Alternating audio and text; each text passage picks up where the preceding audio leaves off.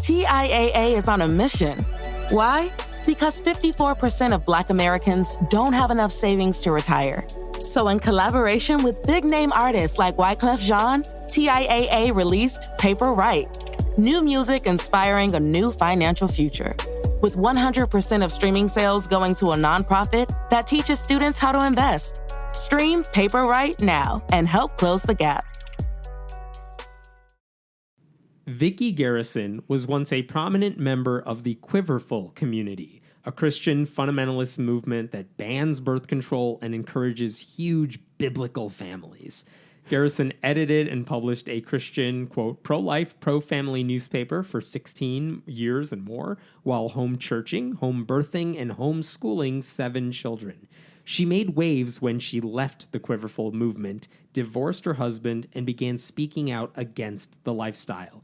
She's American Atheist, current Atheist of the Year. She also started the blog No Longer Quivering to provide support to women and children who are escaping abusive religious movements and to provide the public with accurate and compassionate information on the unique challenges faced by the spiritually abused. Thanks, Vyckie. Thank you. So for people who are unfamiliar with the Quiverfull lifestyle and that brief description, how do you explain what Quiverfull means to people who have not heard of it before? I like to describe Quiverfull as a very powerful head trip. It is this vision of a great, big, happy, godly family. And when you get that paradigm really is what it is. It's this worldview. As soon as you get that vision, it just kind of infects your mind and it affects every aspect of a believer's life. Quiverfull is basically Christian fundamentalism lived out. When you hear about biblical family values, you hear about traditional family. Quiverfull believers are the ones who latch onto that and say, okay, that's what I'm going to actually do. Because there are Christians who will assent and say, yes, I believe in pro-life.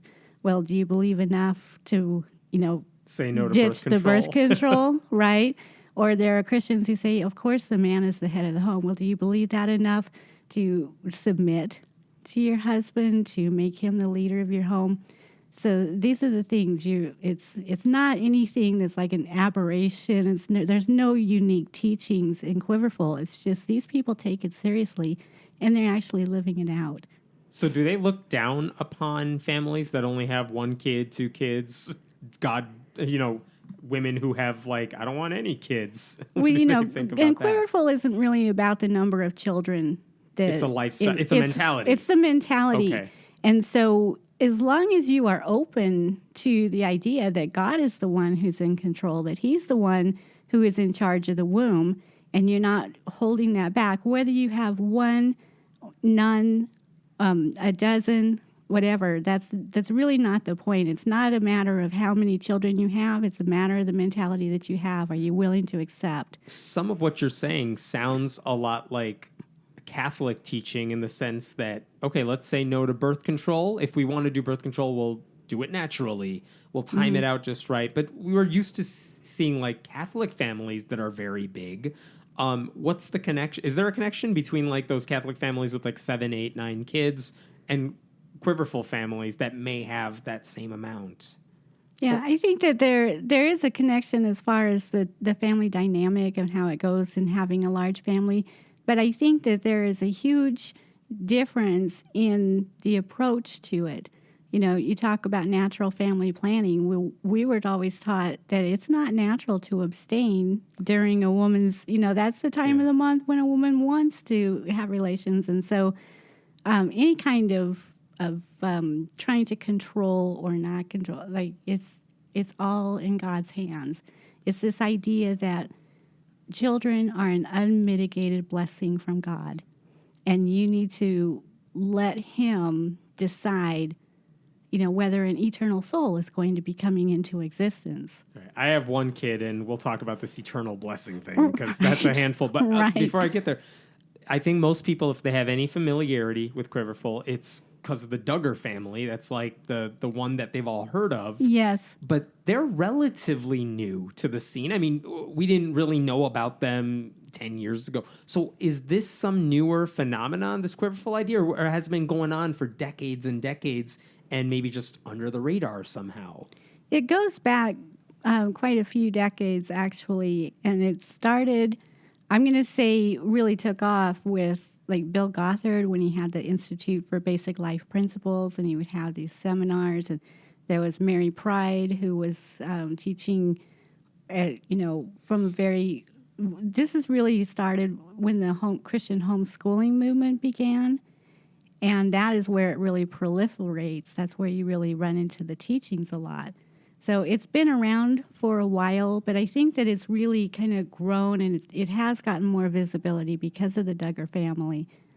But, I've kind of seen this thing in Christianity where because of the internet, because it's so easy to get information, kind of just middle-of-the-road Christianity, people don't really do that so much anymore. They look at the Bible, they look at and they're like, okay, so they either go for this more progressive, kind of softer, gentler Jesus, or they're like, oh no, we've got to stick, with the Bible, King James. So they dig in and they go back to the old paths.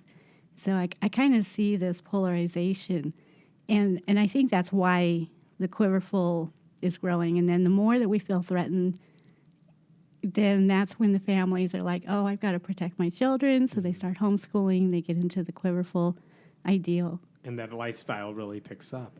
Okay, so how does this work? Help me explain, because what's the age range for your kids? My oldest daughter is 17 years older than my youngest. Okay. I have 7 children. Okay, so how does that work? Because like I said, I have one kid, and I know how stressful that is. How do you make it work? How do Quiverfull families make it work when they have one kid after another, maybe only a year apart, maybe 2? How do you stay not crazy? When I got into Quiverfull and I first encountered these families, I was looking at them in awe because their children are so well behaved. They seem to really have their act together. They're so, everything is organized. I'm like, how do you do it? But once I got into the movement, there's so many tips and there's so many strategies. And a lot of it depends on some very strict child training disciplines that, there's a lot of crowd control going on in there. But I forgot where I was No, it's going okay. with that. I was thinking, I wonder how many of these kids end up losing their childhood because they end up being a makeshift parent. Absolutely. The older daughters particularly are the ones who are making this lifestyle possible, because you have to depend on those older kids. You have to train them so well that they can run the house in your absence. I mean, and cooking, that happens. cleaning, changing diapers. They're absolutely. They are like mini mamas from a very young age. Yeah, and how old are they when they're taking care of like a younger sibling? Are they 14 or are they 6? Oh, wow. 8. By the time they're 14, they could just, you wouldn't even need to be there because they are so efficient. They become, little mamas. And the thing about it is that when you have your children so well trained, and I would say, almost like automatons is what my children became. But I remember being in the movement and people would say, oh, I don't even know how you can do it because I can just barely handle my 2 kids. And I would look at their 2 kids and I think, if I had your 2 kids, I wouldn't be able to handle them either. They're little monsters sometimes. They can be. But there is, in Quiverfull, there is a very, the roles are so strictly defined. Mm-hmm. And especially the gender roles, especially, the honor, the obedience, the authority, all of that is so spelled out that, your kids aren't like everybody else's kids. They don't have a chance to just act up because everything is so regimented. Everything is so ordered that, these kids, they just fall into line. They are like little Duggar children. And so I want to talk about how you started breaking free of all this at some point, but just talk me through, how long was this going on for you before you started having any doubts about the lifestyle or Christianity at all? Okay, well, I started out fairly when I first became a Christian at age 17, I went to like Word of Life, Word of Faith, charismatic churches. But gradually I got more and more into the fundamental churches, the Baptist churches. But it wasn't until I started homeschooling. And the homeschooling was kind of a fluke because my daughter, she was not quite 5, and she was really smart. She could already read.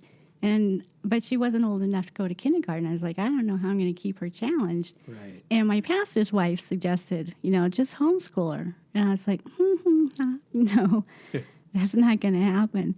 But she showed me some curriculum. And, kindergarten, it's super easy. And I was like, okay, well, this could be fun. I'll try it for a year. And it was during that year that I went to a Christian homeschooling conference, and I encountered these ideas. And so that was really the thing. And it was about 16 years of my Christian life that we were really fully into the Quiverfull ideal. Wow. So how do you break free from this at any point? So what is it that led you to think maybe something's up with all this? Well, the Quiverfull lifestyle is extremely demanding. It is a harsh life for the woman, for the older daughters. And so I was, so committed to the ideal. I fully believed.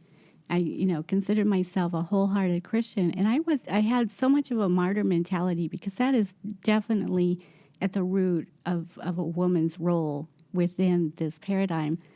And so, here I was just knocking myself out. I was risking my life in childbirth because I had some issues that made it literally a life-threatening condition for me. But homeschooling all of those children and just, it is so hard. You don't even have a chance to relax. And if you relax, you're like going to pass out because you don't have any energy left. So I got to the point physically where I was just breaking down, burning out. Is this after the 7 working. kids? I had the 7. My last one, I actually had a partial uterine rupture where, it was very close call for me and for the baby.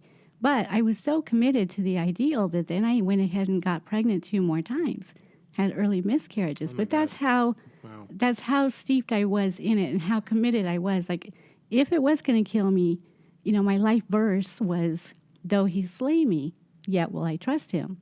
I was fully, doing it. But what happened is I was looking at the impact on my children, and I was seeing that they were not thriving. They were not doing well. Our homeschooling sucked because I just didn't have the energy for it. I couldn't keep up. It is an unsustainable lifestyle. And I finally got to the point where I was just like thinking, I'm knocking myself out for my children, for this ideal. And they are so unhappy. The whole house had become so oppressive, the whole atmosphere. And none of us, it felt like we were just all losing our minds because nothing was working. And it's because we had such regimented, we had these strict rules. The children, they were not allowed any individuality. They had their whole life scripted, handed to them chapter and verse. This is how it's going to be. And so there was no room for any kind of exploration. There was no kind. And so when I was realizing that my children, that the effect that I was working so hard for, I was getting the opposite, I thought something is not adding up. So what did you do with that doubt? Well, what happened is I actually had an opportunity to meet an uncle on my dad's side that I had never known. I didn't know my dad when I was growing up. And so while I was very steeped in this Quiverfull ideal, there's a huge emphasis on the Fifth Commandment, honor your father and mother. And I thought, well, I want to practice what I preach. I want my kids to honor their parents. And what am I doing? I don't even know where he is or anything. So I looked him up on the internet. I thought, well, I'll, find him and share the gospel. Yes, as one does. Right. So I called him, and it turns out he was already Christian, and, told him about our life. And he was really proud of us, because we were this good, godly Christian family. We actually had won a Family of the Year award. So that was all cool. But then about 3 years later, I got a chance to meet the rest of his family. And before we went there, my dad called me up and he says, you need to be careful about your Uncle Ron because he's not a Christian and he's kind of tricky and he's going to try to confuse you. He's trying to confuse you by maybe talking to you or what, asking you questions? Yeah, and I was so offended because I was like, I was the most sold out Christian. I was the best Christian I knew. I was like, nobody, I don't even have the slightest inkling of doubt. I'm willing to put my life on the line. Yeah, he can't for trick me. How low do you think of me that I could be tricked? Right. Yeah. And so, but I met him and I liked him right away. It turns out he's just a nice guy. That's how they get you. Absolutely. Yeah. And so we actually started emailing each other, which was a unique thing within Quiverfull because there's such an emphasis on the gender roles. And so a woman just basically doesn't talk to a man unless they're related, or maybe a pastor. But even then, it's all very regimented in what you're allowed to say and, all of that. But this guy's my uncle, right? So nobody could say, no, don't talk to him. Never mind that he's basically a stranger, but we happen to share DNA, so it's all right. So I used that as an opportunity because I did have these doubts in my, I was thinking something's not adding up and obviously, I'm missing something. And so I used that correspondence as an opportunity to just start going back and saying, why am I doing this? And I'm trying to explain to my uncle about my lifestyle, the choices that we were making, but I couldn't refer to the Bible because he didn't accept that as any kind of authority. Did he understand where you were coming from? Did he understand your lifestyle? Or I think he did. I think, he knew enough about what fundamentalism was, and I didn't call myself a fundamentalist. I didn't even know what was going on, but he probably had a better perspective of it than I did. But so here I am trying to explain without reference to chapter and verse. And so I'm having to think, okay, how can I explain this that makes sense without quoting the Bible? And after a while, I got to realizing, I was like, without the Bible, it actually doesn't make sense. It's actually kind of weird. So it was through that process that I was able to go back and re-examine everything, things that I had accepted, as a firm foundation, and then just kind of built my life on. How long did it take from when you met your uncle to when you realized this for yourself? It didn't take very long, maybe 6 months. Okay. And only then because, I had all the kids and I didn't have time to just fully throw myself into think it. Through. Right. So what did you do then? So now you have these doubts. You think, okay, I don't think the Bible is right about this stuff. That's still a far cry from I'm going to throw this life away. Right. Well, I finally got to the point where I realized that I didn't believe enough about the Bible and Christianity to be able to call myself a Christian. And here I am, the way we were earning a living, supporting ourselves, was publishing a pro-family Christian newspaper. So I'm editor of a Christian newspaper. I've got, this whole lifestyle that is totally revolved around Jesus, and I don't even really believe in Jesus anymore. And so I kind of panicked. It's like, I don't know what to do. But, when you've got little kids, my youngest at the time was 4, you can't just be like, maybe I'll just take a sabbatical and think about this. I just had to, day by day start doing stuff. I did divorce my husband right away because I thought, the only reason that I've stayed with him is because the Bible says God hates divorce. And so help me understand that one, because I can understand I don't think I believe in the Bible anymore, but that's a big turn because it doesn't sound. I don't mean to get too personal here. It doesn't sound like there were any marital issues other than, you were married under this kind of Quiverfull lifestyle or something. How do you go from this Bible doesn't make sense to I'm going to step away from this completely? See, the thing is, when we got married, we were completely, kind of an egalitarian thing. My ex-husband is blind, and so he was on disability. He wasn't able to go out and work. He loved kids, so it made sense for him to, be in the home, taking care of the kids. I did really good in school. I have an easy time making money, so I'm like, okay. I can do this on my own. I'll make the money. You take care of the kids. And that was working for us. But then as we got into the more fundamentalist churches and we found out that, that's not God's way. God does not approve. He's the one that's supposed to make the money. I'm supposed to be doing the baby stuff. And so, we kind of just like convoluted everything and turned it all around. And we're just working against our natural, And I really also, I think that if I hadn't had that that biblical motivation to stay in a marriage, probably very early on, I would have been like, we're just not that compatible. Okay, so things had drifted apart maybe, and this was kind of the straw that broke the camel's back. Yeah, and he panicked too. When he realized I was losing my faith, he was like... Well, sure. I mean, that's kind of everything that you guys knew. Right. So that's scary. So for a little bit, I was like, if you would just give me a chance to think, maybe I can figure this out and find a way to get us through this. But he was in such a panic mode. He actually took my kids, the 6 that were still at home, to his family about 3 hours away and basically held them hostage to try and get me back into line. They came up with this list, him and a home church pastor, of things that I needed to comply with if I wanted to see my kids or even talk to them on the phone. Oh, my goodness. And when that happened, I was like, no, it cost me a lot to bring these kids into the world, and you're not going to use them as pawns. Right. And so I just like, let me see my kids, or I'm going to file for divorce. So I went from, marriage is sacred, I would never, to like divorce. I didn't even think about separation or anything. I was like, no, you're not messing with my kids. So were any of your kids, what were they dealing with during all this? Because were they going through the same process of shedding their faith, or were they still devout in this world? Yes. Everything that happened as far as my reconsidering of my faith all happened up in my own head. Yeah. I didn't share it with them. And so, during that time where he had taken them to his family and they were around all of these very fundamentalist Christians, and they kept telling them, your mom is being really influenced by Satan.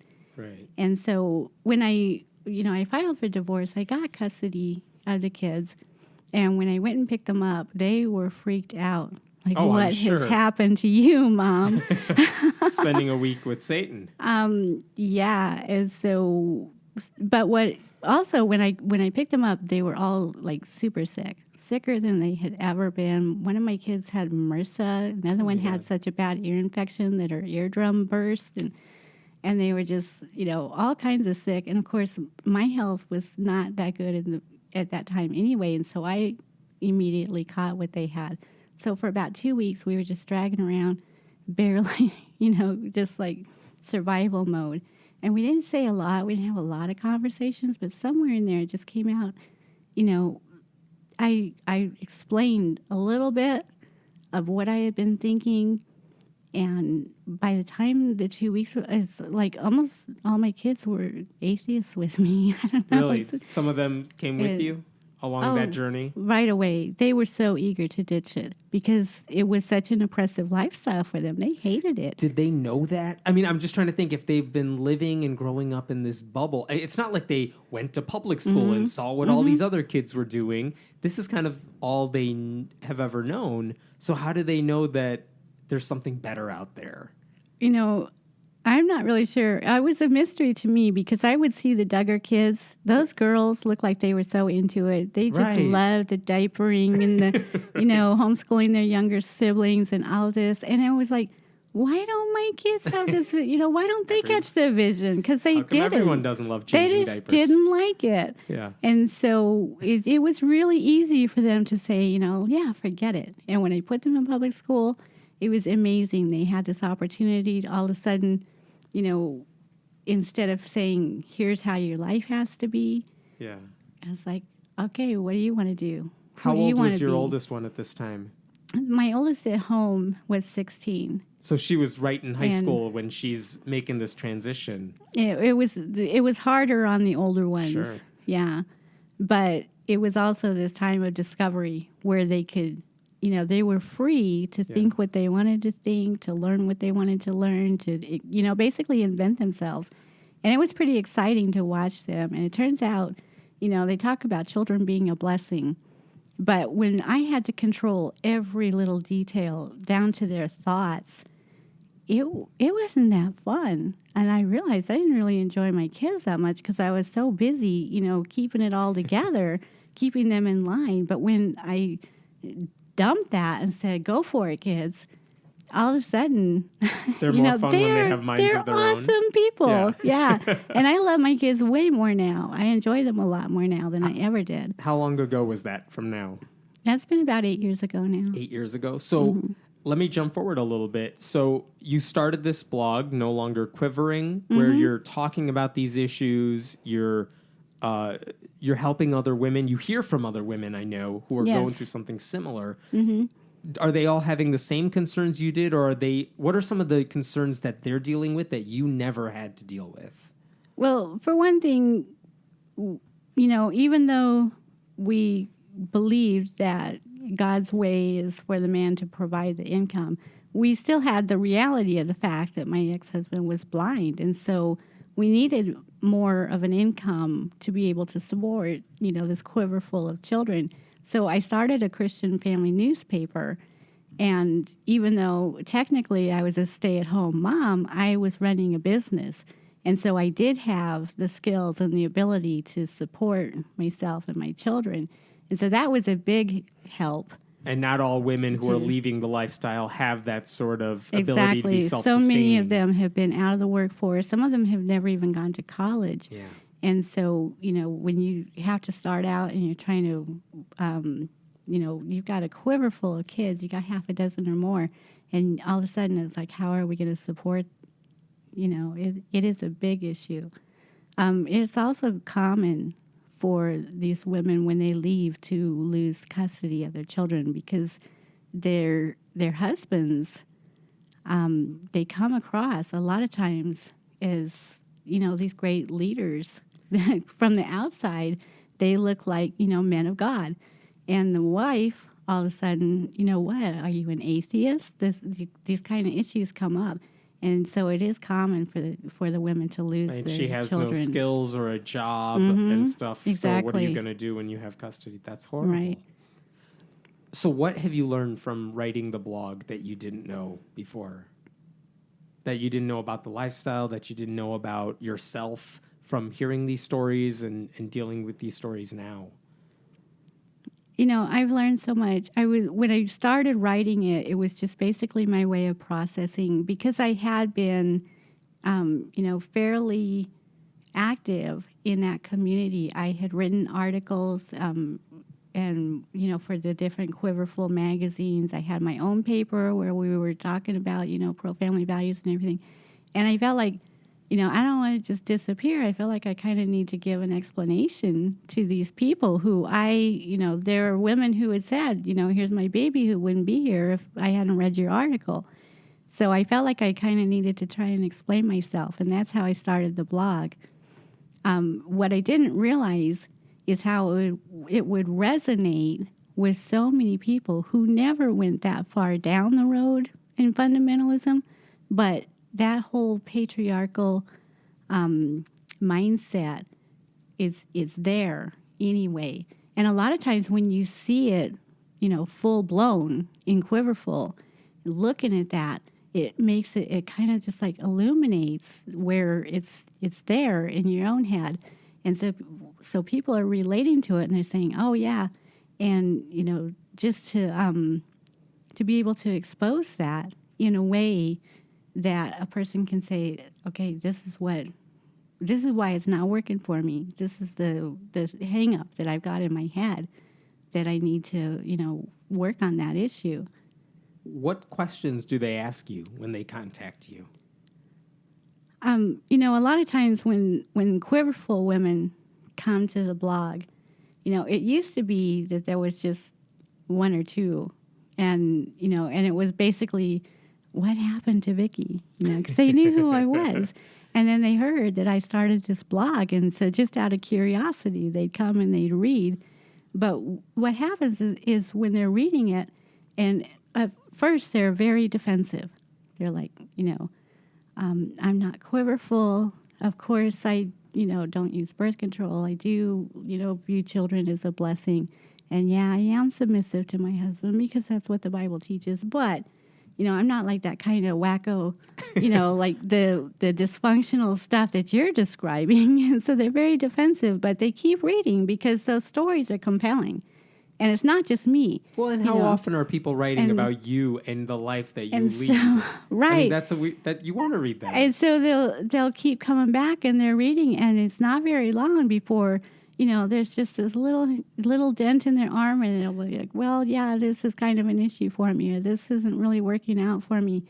But it's amazing because you would think that somebody who is that steeped in the lifestyle, who is that dedicated, and it takes years to get, that far in. It's not like you just jump in. If somebody would have, spelled out Quiverfull for me at the beginning and said, here's what a good godly Christian woman is like, all the kids and I would have found a different way of interpreting that Bible so that I could still be a good Christian. Doesn't sound pleasant at all. Exactly. But it was a gradual, incremental thing. And so you think if it takes all that time to get into this, that it would take, it would be like a long journey out. But the thing is that the Quiverfull lifestyle is so comprehensive. It's like this worldview, and it all is interconnected. So all you have to do is take out one piece of that, and it's like a house of cards. It just crumbles. And the next thing you know, you're just like, I remember when I realized I didn't really believe the Bible, I was like, well, I got to find something that I can just, hold on to and say this much is actually true. This much I can, salvage of my faith. And so I scrambled. I was studying some progressive theology and New Age, feminist spirituality, whatever. But it didn't take very long for me to be like, I just think it's all bullshit. Yeah. And so I find that happens a lot. No Longer Quivering is not an atheist website. Right. It's not out to deconvert anyone. We're just telling our stories and we're supporting each other. But it's amazing the high percentage of women who come and start reading and then end up just ditching it all. If there's like one or two articles on your site that kind of went viral because you think it made a dent in that community, what were the topics that you were talking about that really connected with them? We have one article called The Making of a Helpmeet. And it's a helpmeet. A helpmeet. That is what, in Quiverfull, they say that, Adam was created first, and then God created Eve as a helpmeet, meaning someone to come along and support his vision, So basically God gives the vision to the man at this mission in his life, and then he gives him a woman who is there, basically to help make that happen for him. But this article, Making of a Helpmeet, talks about how in these Quiverfull families, they're training their daughters from a very young age to be a helpmeet to their future husbands. And it, walks through all of the materials that we use, the books, the programs. And so, yeah, that was one of them that people are like, what? This is what you're doing to train daughters. And it's pretty eye-opening. I'm sure. So give us a happy ending. What's going on with you now? Because you are far removed kind of from that lifestyle now. Do you still have a relationship with your kids that's going well? I know you're still working on the blog and everything. What are some of the other things you're working on in general? I'm really enjoying my kids. Yeah. I still have 3 at home and another, couple that are in the area that come and see me often. And so that's really good.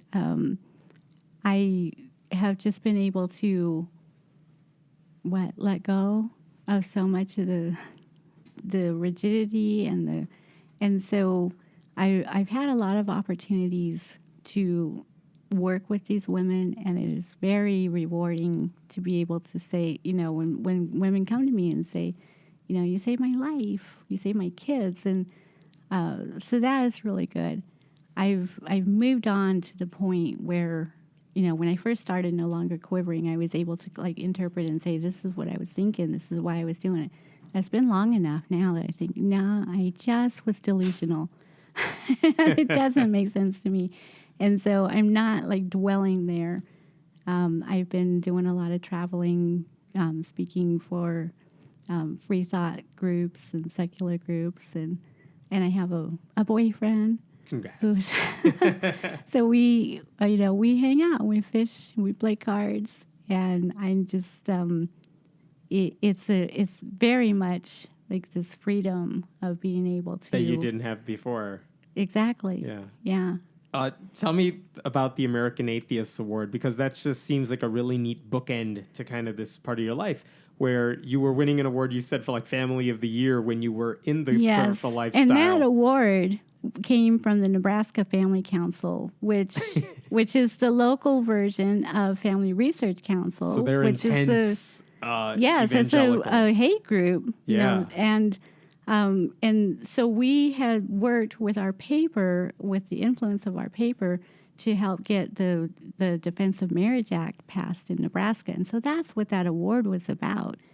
And so, you know, to go from that then to Atheist of the Year, and you know, and people say, well, you know, you just like went from one extreme to the other, and I'm like, well, because I'm an extremist.